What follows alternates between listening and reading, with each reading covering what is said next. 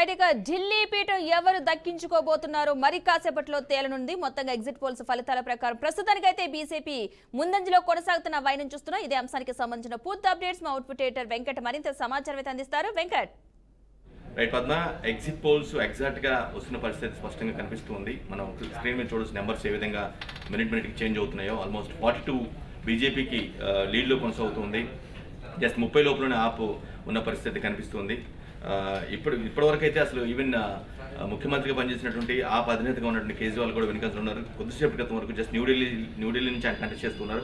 కొద్దిసేపటి క్రితం ఆయన జస్ట్ కొద్దిగా 250 ఓట్ల ఆధిక్యంలోకి వచ్చారు తప్పించి ఇందాకటి వరకు కూడా ఆయన ట్రైలో వెనుకంజలో ఉన్నారు. సో ఊహించిన ఏదైతే ట్రెండ్స్ మెజారిటీ సర్వే సంస్థ ఏవైతే ఇచ్చాయో ఎగ్జిట్ పోల్స్ అవే నిజం అవుతున్నట్టుగా స్పష్టంగా మనకు అర్థమవుతుంది. ఆల్మోస్ట్ 10 ఏళ్ల పాటు రూల్ చేశారు ఢిల్లీ, ఆమ్ ఆద్మీ పార్టీ రూల్ చేసింది.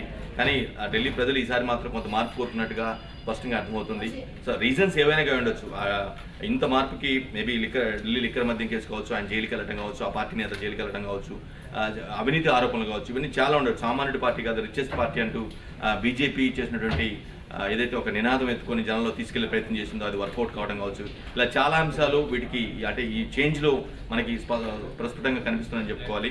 నిజంగానికి చాలా కాన్ఫిడెన్స్గా ఉన్నారు. Even exit polls, majority exit polls ఆప్కి అనుకూలంగా ఇచ్చినప్పుడు కూడా ఆమ్ ఆద్మీ పార్టీ మాత్రం నిన్న రాత్రి వరకు కూడా చాలా కాన్ఫిడెన్స్గా ఉంది. ఖచ్చితంగా హ్యాట్రిక్ కొడతాము, నో డౌట్, షూర్గా మెజారిటీ విజయం తమదే అని చెప్పినప్పుడు కూడా బట్ ఫలితాలు మాత్రం పూర్తిగా భిన్నంగా ఉన్నాయి. ఈవెన్ సిట్టింగ్ ముఖ్యమంత్రిగా ఉన్నారు అతిషి మర్లోనా, ఆమె కూడా కల్కాజీ ప్రాంతం నుంచి ఆమె కూడా కొద్దిసేపటి వెనుకంజలో ఉన్నారు. జస్ట్ బిఫోర్ మాత్రం ముందులో ఉన్నారు. ఇక మా జంగ్పూర్ నుంచి మనీష్ సిసోడియా కూడా అదే పరిస్థితి ఎదుర్కొంటున్నారు. కొద్దిసేపటి క్రితం వరకు ఆయన కూడా వెనుకంజలో ఉన్నారు. జస్ట్ తక్కువ ఓట్ల మీద ఆధిక్యంలో కొనసాగుతున్న పరిస్థితి కనిపిస్తుంది.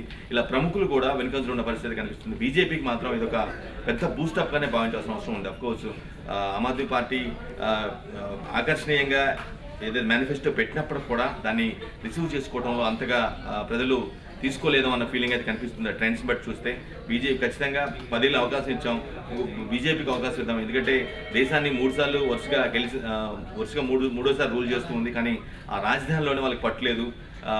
ఒకసారి అవకాశం ఇస్తే ఎలా ఉంటుంది, ఇంకేదన్నా మ్యాచ్ జరుగుద్ది, అభివృద్ధి పరంగా ఇంకేదన్నా నెక్స్ట్ లెవెల్కి వెళ్తామా అని ఆలోచించుకున్నట్టు కూడా అర్థమవుతుంది. ఢిల్లీ ప్రజల యొక్క భావన చూసినట్లయితే నిజంగా ఈ తీర్పు మాత్రం ఖచ్చితంగా బీజేపీ శ్రేణులకు ఒక పెద్ద బూస్టప్గానే భావించాల్సిన అవసరం ఉంది.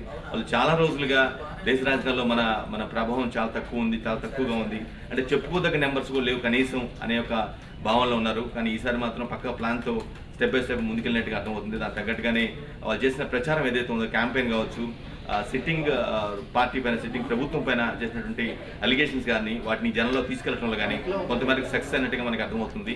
ఈవెన్ న్యూఢిల్లీ నుంచి కంటెస్ట్ చేసినట్టు కేజ్రీవాల్ ఆల్మోస్ట్ ఆయన వరుసగా 3 times అక్కడ గెలిచారు. 4th time కూడా గెలుస్తారని భావించినప్పటికి కూడా అంటే గెలిచే అవకాశం ఉంది, ఇప్పుడు స్టిల్ ఉంది. కానీ అది వెనకంజలో పడ్డారంటే ఒక రకమైన సంకేతాలు వెళ్తూ ఉంటాయి.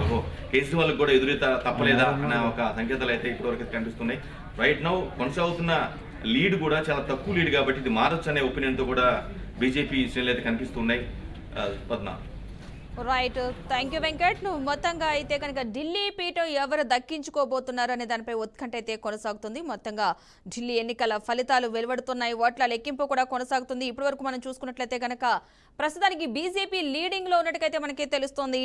మొత్తం 19 కౌంటింగ్ కేంద్రాల్లో ఓట్ల లెక్కింపు కొనసాగుతోంది. 78 అసెంబ్లీ స్థానాలకు గాను ఈ ఓట్ల లెక్కింపు కొనసాగుతున్న వైనం అయితే చూస్తున్నాం. ఈసారి 60.54% పోలింగ్ నమోదైనట్లుగా ఎన్నికల సంఘం కూడా ప్రకటించడం జరిగింది.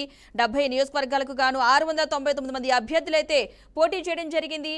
మరి కాసేపట్లో ఎవరు అధికారాన్ని చేజెక్కించుకోబోతున్నారో, ఎవరు ఢిల్లీ పీఠం ఎక్కబోతున్నారో తేలనుంది. మొత్తంగా ఈ ఫలితాలు అయితే చాలా ఉత్కంఠ కొనసాగుతున్న వైనం అయితే చూస్తున్నాం. ఇప్పటివరకు కూడా ఆమ్ ఆద్మీ పార్టీ నేతలు ఏ స్థానాల్లో ముందంజలో ఉన్నారో ఒకసారి చూసుకున్నట్లయితే కనుక Wazirpur, Jangpura, Seelampur, Burari, Sultanpur, Majra, model town, greater Kailash, Timarpur, Nangloi Jat, Sadar Bazar, Babarpur, Mangolpuri, Chandni Chowk, Tughlakabad, Gokalpur, Rohini, Matia Mahal, Tilak Nagar, Badarpur, Ballimaran, Okhla, Shakur Basti, Vikaspuri, రాంజిందర్ Nagar, Deoli, Trilokpuri, సీమాపూరి, Ambedkar Nagar, కోన్లీ, New Delhi ఈ ప్రాంతాల్లో ప్రస్తుతం అయితే ఆమ్ ఆద్మీ పార్టీ అయితే ముందంజలో ఉన్న వైనం అయితే మనం చూస్తున్నాం.